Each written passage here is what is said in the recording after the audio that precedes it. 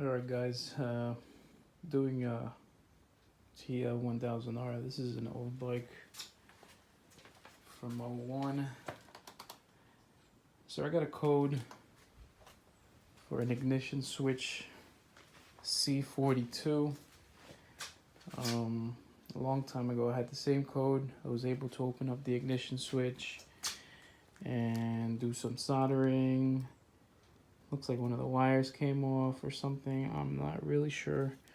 But for some reason I didn't have time to switch out the ignition switch. So 2 years later, took the tank off, sent it out to get welded, and putting everything back. Now I got the same code, but finally bought an ignition switch. Well, I had a spare one. And yeah, we're gonna get to work. I'm gonna switch this out, new key. I don't have a storage lock or anything like that. I run a full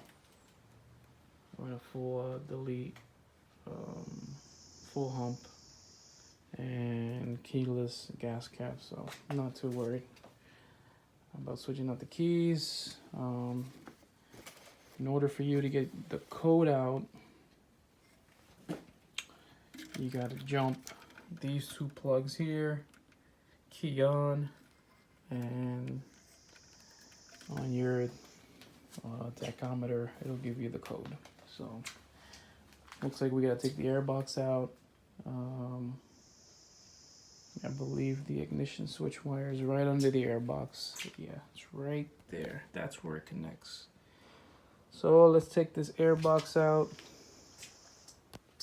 and let's see if she'll start afterwards. Hopefully this will work.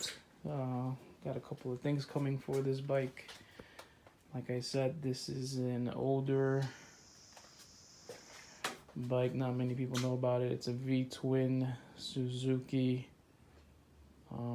This is probably the second one I have, and the second one that I'm modding out. The first one I completely tore apart. I never made any videos, but I completely tore apart, sent the frame out to get powder coated.